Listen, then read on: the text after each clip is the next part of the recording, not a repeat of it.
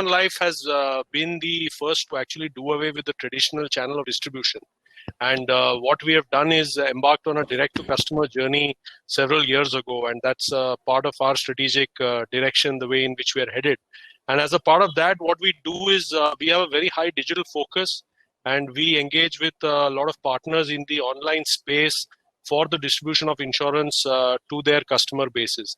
And that has meant really rethinking everything from a traditional insurance mindset. We are the pioneers in terms of going to a cloud-based policy admin system. We've had a direct-to-customer emphasis with regard to the way we are structured internally. We have a lot of agile, project-based, squad-based work that constantly takes up sprints for development in line with what the customer ask is. And there is a lot of emphasis on developing an API ecosystem. We are among the early adopters of the API ecosystem in the insurance space. I know a lot of fintech and BFSI players have started talking about that.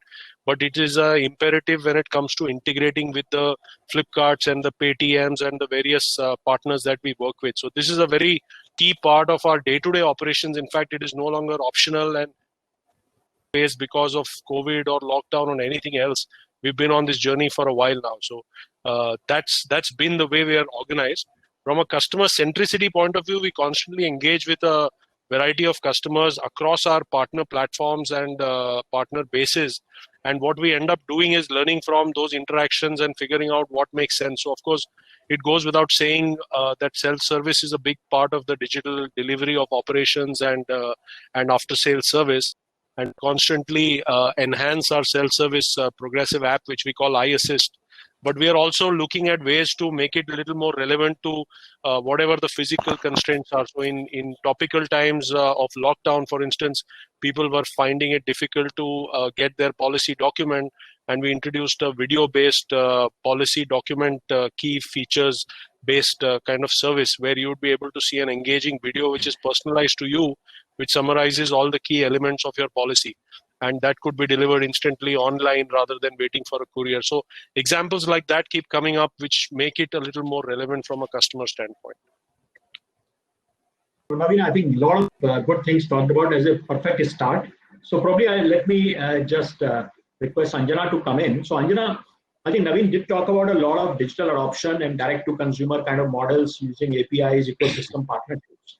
But I know India First Life also has been on a journey for quite some time, and there is a lot of work done towards mobility, building up new, innovative ways to get engage customers, engage salespeople, banker partnerships, and also use even chatbots and other tools. So Anjana, what's your thoughts, and where you think how the journey has been, and how much you think has been the investments, time and efforts have gone, how they are giving returns to India First Life, and what is really the success of that?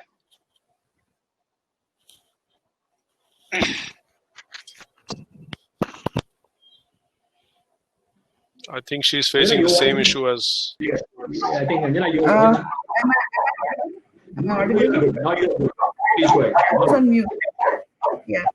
I was saying we have had one wave of transformation, digital transformation, where we focused on having an engagement platform, a sales platform built in, where the focus was to have our front end process and the back end process, like the sales process as well as the underwriting process, the entire fulfillment process to be digitized. Now definitely, I mean, so we worked on an enterprise app. There was quite a lot of efforts involved to drive adoption, but the organization has realized the benefits of it, and now there is a pull. Now the pull is, and in the second wave, I would say, is where we are seeing infusion of lots of other technologies like APIs, the customer onboarding process, the way it used to be while it was digitized, and the way it is now while it is digitized. There are multiple third-party APIs. There are multiple ways to capture information and create ease for the field sales. There are multiple ways in which AI is getting deployed so that the field force becomes smarter. Their beat plan are being suggested by the AI model basis machine learning.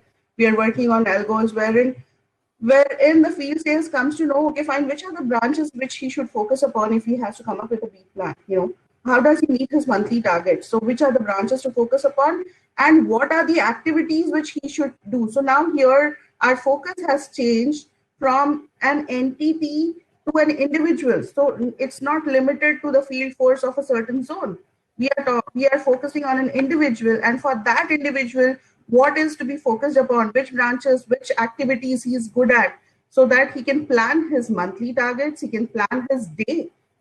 So having those tiny nudges, so which are again ML driven, so that he knows, okay, fine, these could be event driven nudges, these could be contextual nudges, which we are hoping that it will make him more productive and more effective the moment we do our pilot.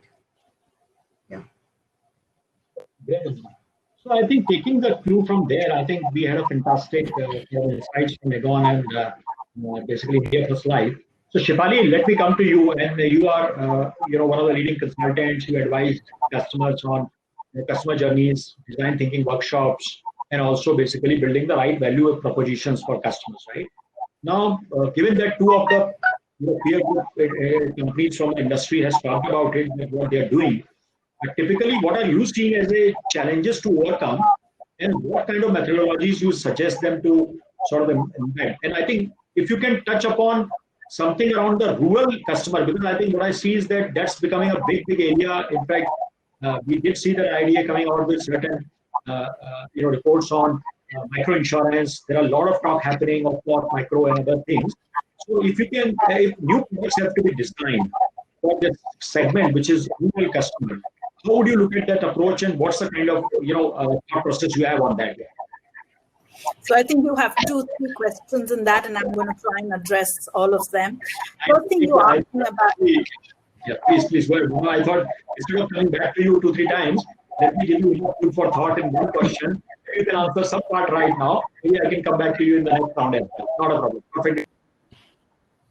So the first question you really asked is, what are the types of initiatives that are happening in the industry, and what are the kind of conversations I seem to be having? Representation is right here. We have Naveen, Anjana already shared that organizations are really accelerating their digital adoption. COVID has actually made them realize that all the investments they had made to create that foundation has started paying off, but they've also realized the gap that has been created and what could have been possible had those interventions been holistically looked at. So now organizations, I'm very happy to say, are looking at it from a holistic point of view at an enterprise level. So that's a great thumbs up.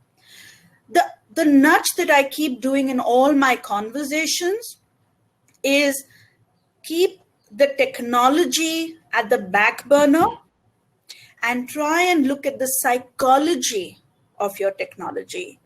What do I mean by that? Even if you look at the design thinking approach, which you mentioned that I tend to take when I talk about an intervention, it starts with empathy. Empathy of who the end user is and what is the business outcome that you're trying to achieve. Once you've understood that, and picking up from Anjana's point of view, traditionally we were looking at building an app, which is fabulous. But does the app really create value for the agent? What is the customer journey? And if you're looking at the agent as the user or the customer, what are the 4 or 5 outcomes you're trying to derive for the agent? Don't look at the revenue as the outcome, but really your experience is the outcome, because the minute your experience is good, the agent will use that technology intervention. The more he uses the technology intervention, by default, your outcomes will increase.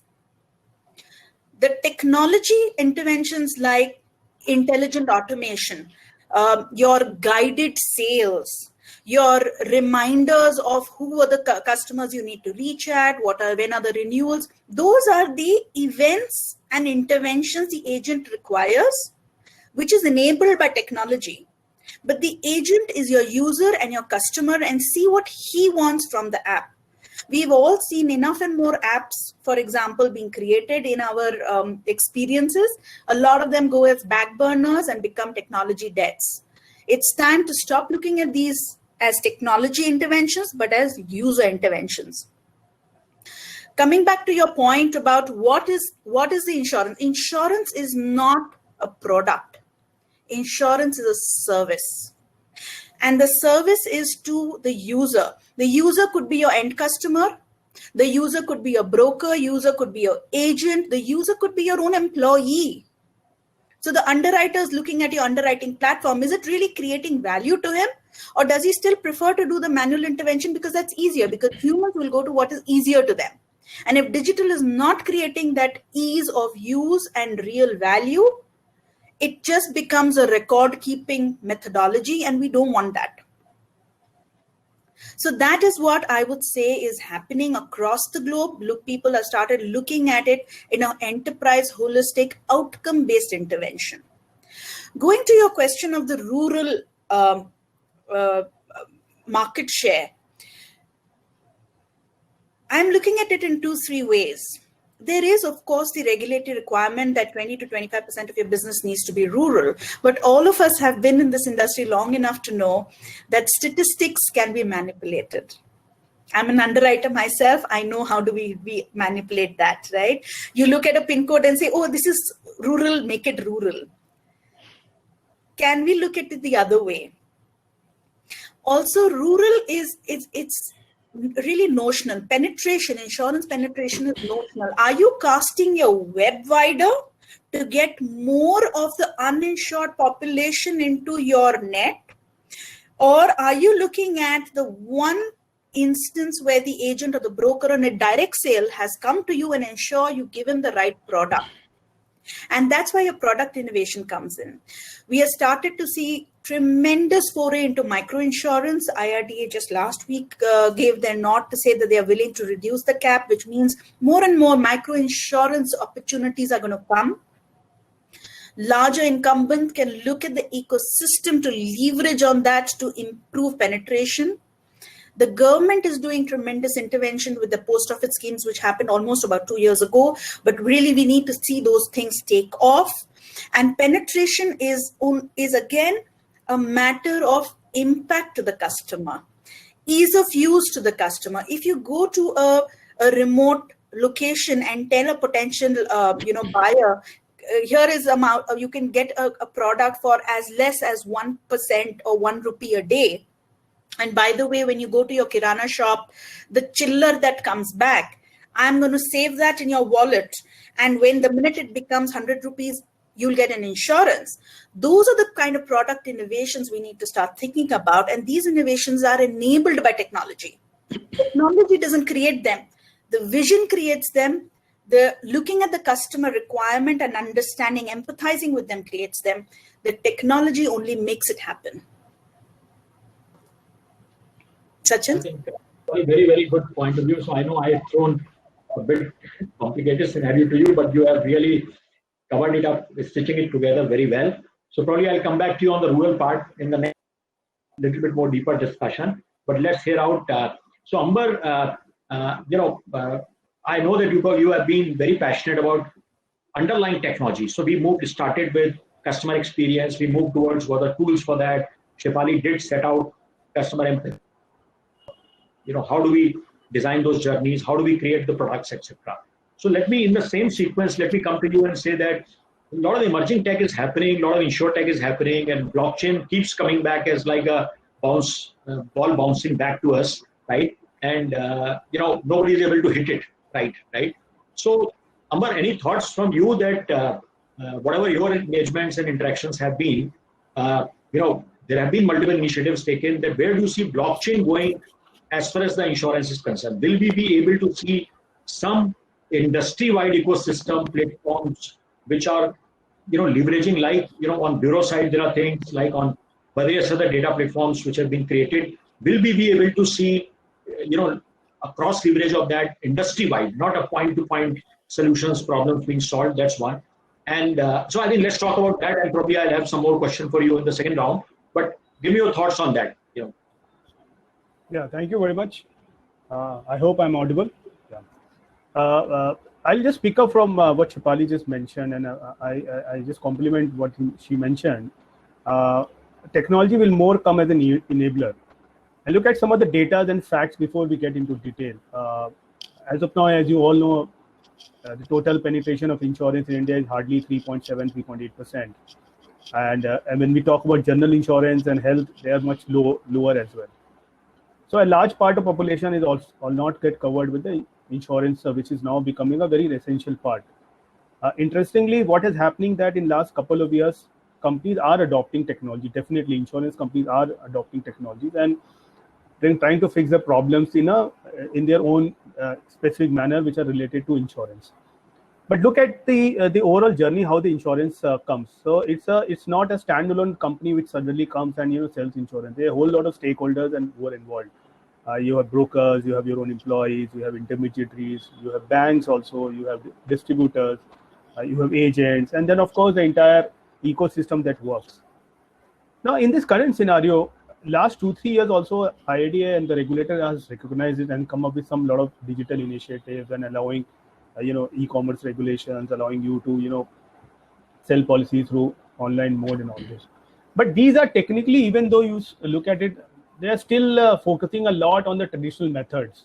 Still there are a lot of the traditional methods are involved.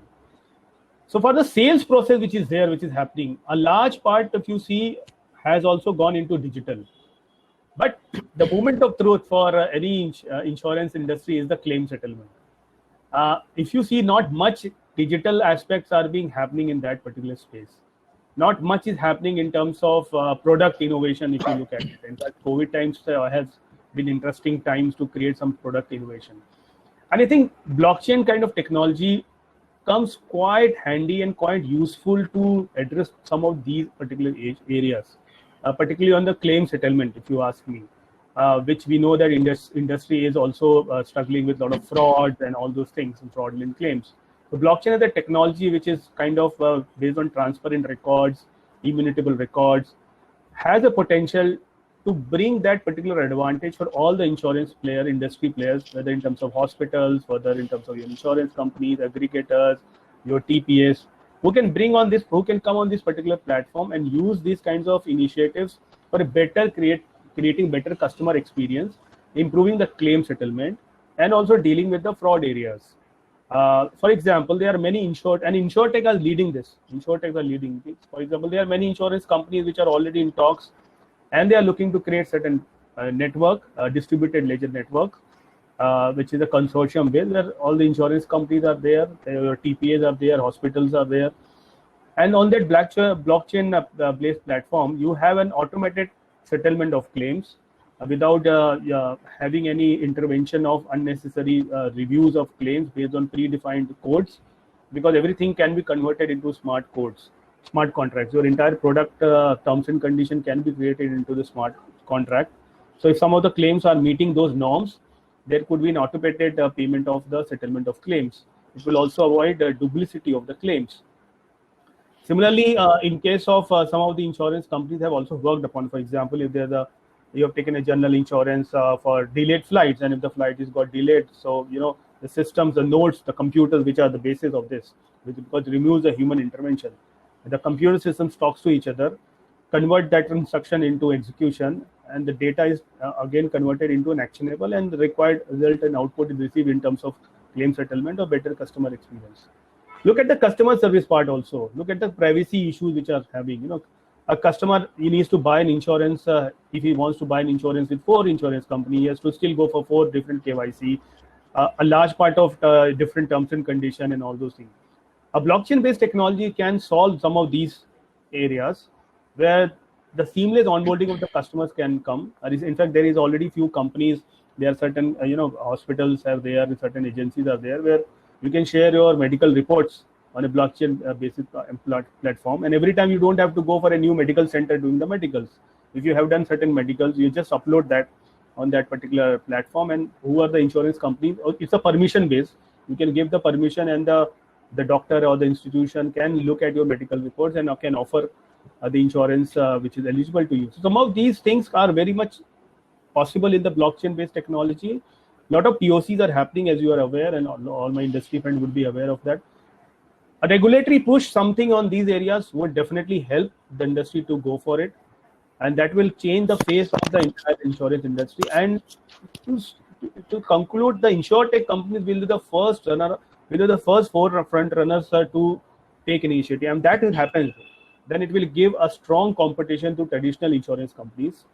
To give certain facts, even in during this pandemic, the maximum deals which have happened is in InsurTech, and the kind of money they have got it is more than from April to September. I was just reading few reports. From April to September, the total deals will happen in InsurTech actually is more than what has happened last year. So that's creates, because they work heavily on technology, and some of the companies like SoftBank, who have been funding Flipkart and other InsurTech companies who are leveraging on that area, will be taking the leads, and that will force the entire industry to come up to that particular speed. I don't think there is double doubt that everybody will be forced to adopt. COVID times have also pushed that thing in terms of digital adoption. Many companies were planning to do it, but COVID has pushed the digital adoption. Now, rural India is also now part of the digital initiative done by the Indian government. Plus, what has happened in the entire COVID times, they have been pushed to adopt these technologies. And when we have a large user base coming, and with, for example, some of the telecom companies, they are saying that they have 400 million users, and a substantial part of the Indian population are getting covered through mobile network and digital onboarding. I just see just a matter of time, and this is going to become a new normal, and the things that we are talking will become a practical reality soon. And 3-4 days back, Government of India, Ministry of Information Technology has done a 5-day conference called RAISE, which is on artificial intelligence and machine learning, and all the global players were invited. It was a 5-day long session, and they spoke about how this technology, including blockchain, smart contracts, artificial intelligence, machine learning, will be the future and will shape the financial services, not among the other sector, but the financial services sector as well. So I feel that it's time to look at it. Organizations are looking at it, and probably some of the technology solutions which are coming may have to get customized. And just to add what Shefali mentioned, that to create that user experience for the ease of things. And then I don't think so that is going to look back.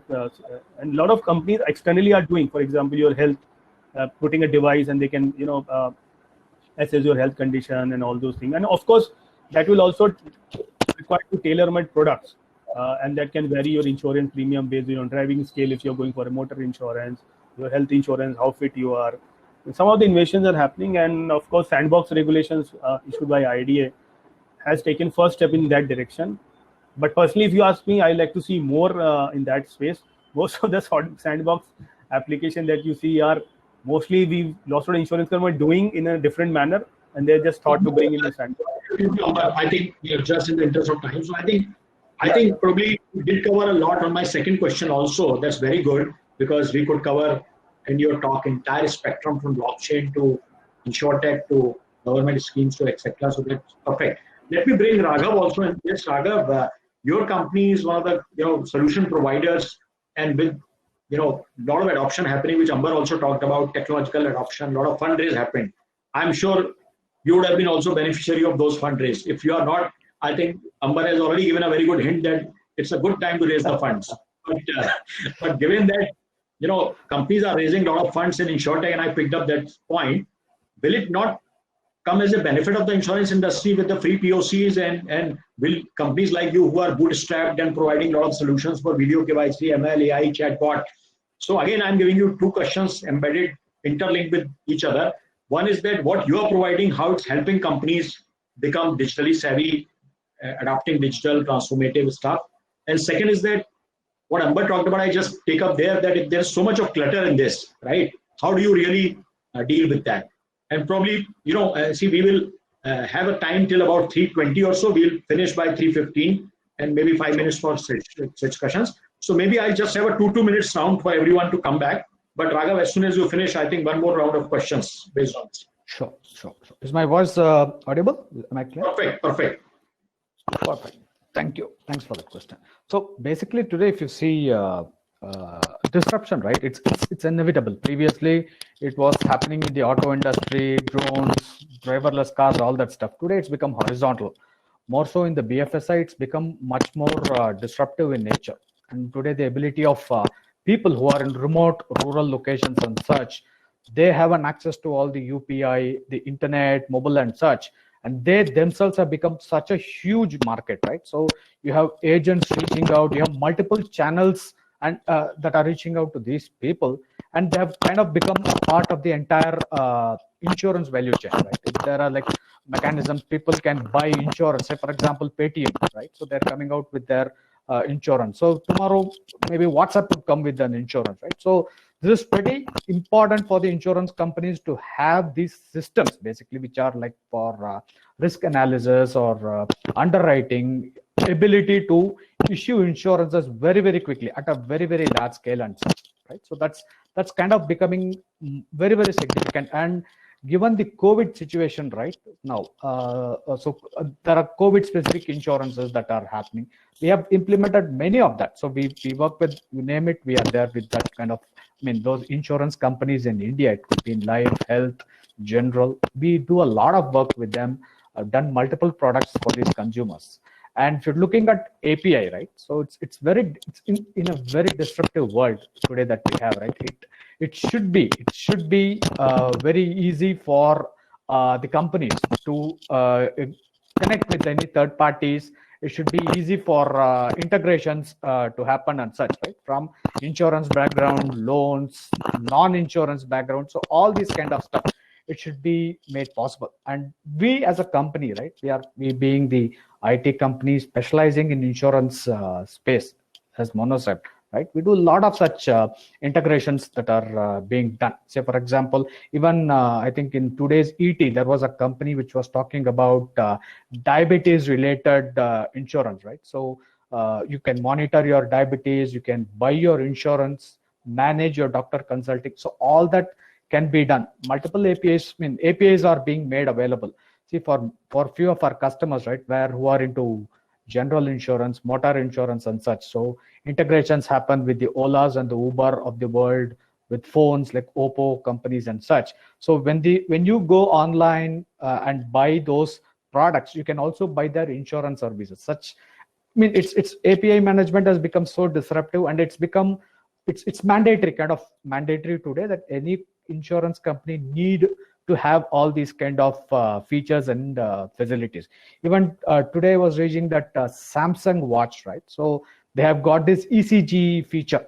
So this can talk to any of these insurance company. You will know how the ECG values based on which your premiums are being discounted or calculated and being given, right? So, and like IoT again plays a significant role. If you're talking about like telematics, right? Where today in motor insurance, right? These devices are there in your cars, in any of your four-wheelers. They capture all these details, the speed with which you go, how many accidents you make. All this data gets captured. Analytical software is also been there, and it measures all these data and sends it to the insurance companies. Premiums are calculated based on which the risk is being calculated. So today it has become like pretty intelligent stuff, and we do all this. So kind of like cloud, all these are on cloud, right? So cloud is no more an option today. It has become mandatory. And given the COVID situation, today digital and technology has started taking the center stage. Lot of digital transactions, lot of data, which means that security has become prime as well. So all these are interrelated with each other and such. And the best part of this is, because of all these things, right? A lot of very innovative business models are evolving. Like it's like usage-based premium, pay as you drive, or pay as you go. How good you are as a driver. In Western countries, you also have this peer-to-peer insurance, which is slowly coming into India through the micro insurance customers and such. So pretty innovative stuff is happening in the BFSI, and we as a company, right? Say, for example, OCR is one of the concepts that's been there for quite a long time. But because of COVID and agents not meeting their customers, right? So what we as a company, right? We have completely helped the insurance customer go paperless. So all those documents are now converted into digital documents, and you can integrate it with any of the applications that you have. IRDAI came out with like Aadhaar masking as one of the mandatory things that any insurance company should have, right? Life, health, or general. Whoever gets an Aadhaar as a proof of residence and such, it has to be masked. we have solutions for that. So we have seen that, especially in this COVID period, which I'm sure we were just discussing, it is likely to last for another an year or so, or even slightly more than that. The disruption has been it's been very high, especially in the BFSI, and we specializing in the insurance space. We have seen that happen. We are doing a lot of such implementations across the industry. If that answers your question, Sachin. Thank you, Naga. Thank you. So good that our friend Naveen is helping out with the question answers already, so we can save some time. Thanks, Naveen, for doing that, and pretty good questions coming in. So what I'll do is, I think we have just about 10 minutes before the audience will go for break, and it will not be sufficient. Also, let me change the style of or the way we can go through the second round. So let me do a rapid fire round, okay? Instead of going through a explanation round, right? And I have no similarity with our so-called celebrities, but you can always pick up some things from the other industry. So if I'm picking up from Bollywood, right, and very famous industry nowadays on television. So I go rapid fire round. I'll ask 2 questions. First is that what you have seen in last 7-8 months of this pandemic, or even let's say last 1 year, pre-pandemic, whatever it is, let's say 1 year. What is the best innovation you have seen in the industry, any industry, which you can think, which has really made you really say wow?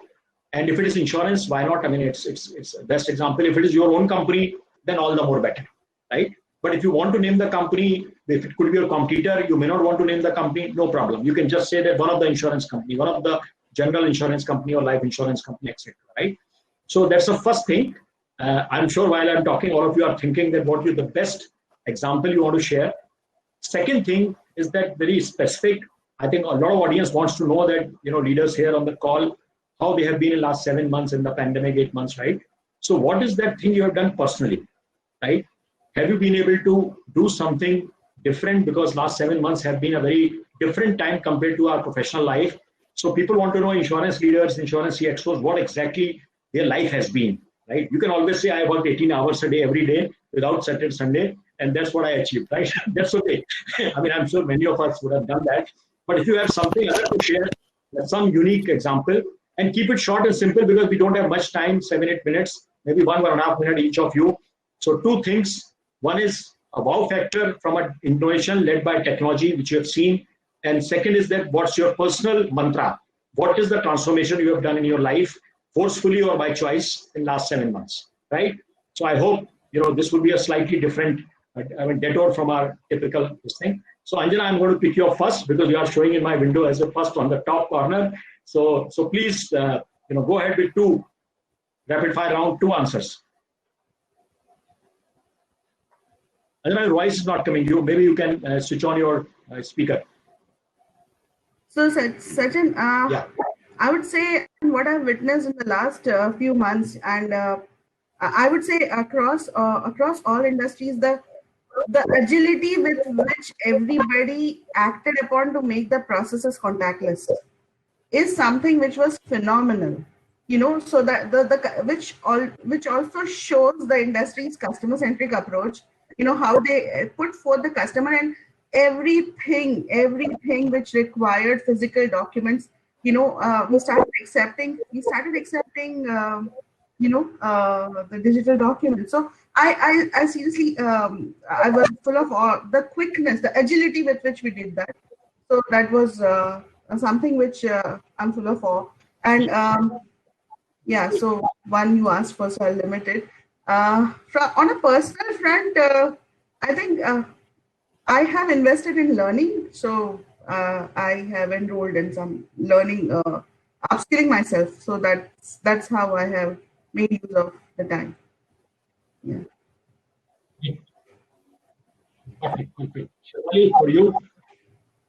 I think I have been very, very impressed. Again, I was kind of a piggyback on what Anjana said. I think the ability of our mindset to change when a situation occurs traditionally, when we were saying we need to go paperless, we need to go customer friendly, we need to go seamless. Why does the agent need to meet the person? Why can't we accept a digital copy of the document?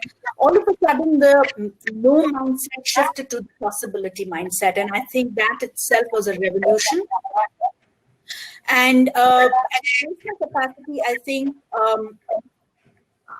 think we all, and including myself, realized the power of telecommunications. Traditionally, where we were so stuck up about when somebody would say, "Oh, when you're in Bangalore or when you're in Mumbai, come and meet me." Now, all of a sudden, people are just willing to connect at a human level, talk to people who you may not have met. I think I invested a lot in reconnecting with a lot of people. Using technology, Zoom, Teams, which are traditionally considered WhatsApp. WhatsApp calls have become like the new norm, which I think 6 months ago we would not have. It was not the natural selection. So I think those were the two things that I'd say have been very good for me. Great, Shefali, great. Naveen, your two things. I'm going to have to say, though it's not a strictly technology-based lens, I think I was very impressed in this time of the kind of quick bounce back that happened with e-commerce players.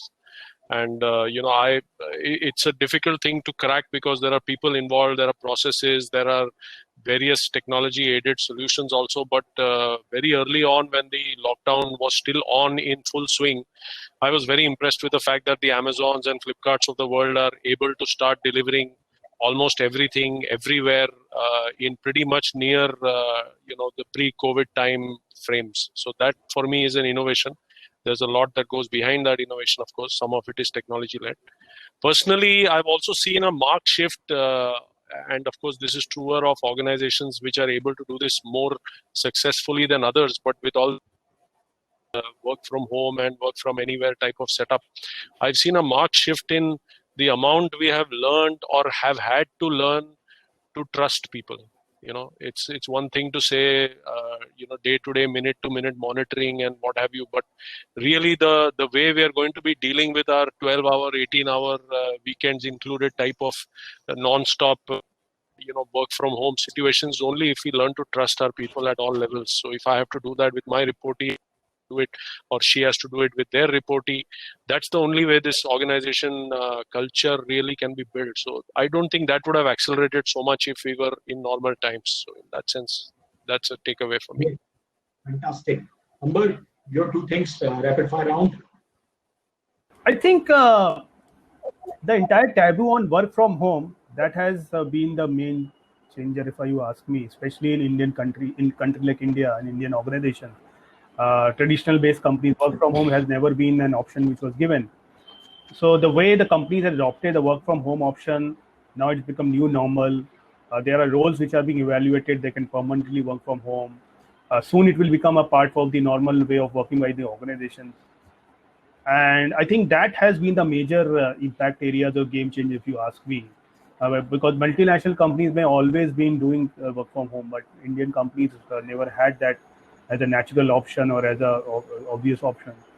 So that has been the major game changer, if you ask me. Of course, when I say work from home, then there are many other elements comes into picture in terms of technology, in terms of privacy, then in terms of organization policies, trusting team members, XYZ, and so forth and so forth. And apparently all the companies have been in a different scale now because the government has mandated work from home. So they have come up to that speed at a different level of preparedness the way they have been. Of course, the financial services companies and e-commerce companies were much prepared because of their technology adoption. So they were faster to adopt that and come up to the speed. And other companies are now also working on that direction. Of course, with this issues of risk management, cybersecurity, and all those things also coming out, I'm not going to touch base on that. But one thing major change, if you ask me, is this which will have a long-term impact in the lives, the way we evolve our careers and personals. As a personal front, I feel that I think learning and development has been always been the major thrust, and this opportunity has been given, and I completed my blockchain certification also during this pandemic time. So that has been a great learning, and with so much seminars are happening, so much conferences are happening online. People have a vast area to choose and pick and choose and participate, whether as attendee or the speaker, and share knowledge and learn so much what's happening around the world, which we normally would have not been able to do because in the physical world. So that's two things from my side. Yeah, fantastic. Raghav, from you? Yeah. So one is, I would say, implementation. See, many of our customers, right, because of agents not being the clients, especially the insurance clients, agents not being able to meet the clients and such, it became a big challenge. So we have implemented OCR-based solutions in many of the clients, and actually that has added a lot of value for our customers' business, right? So I would say that as number one. Number two is on the lighter side. Previously, when we used to have, ask for a MS Teams meeting and such, it used to be a CISO security issue and such. But today it has become the that's norm. That's become the norm, right? That's one. From our individual side, see, this COVID time we have actually used it to upskill all our employees. So that way, the trust on the customer has increased substantially.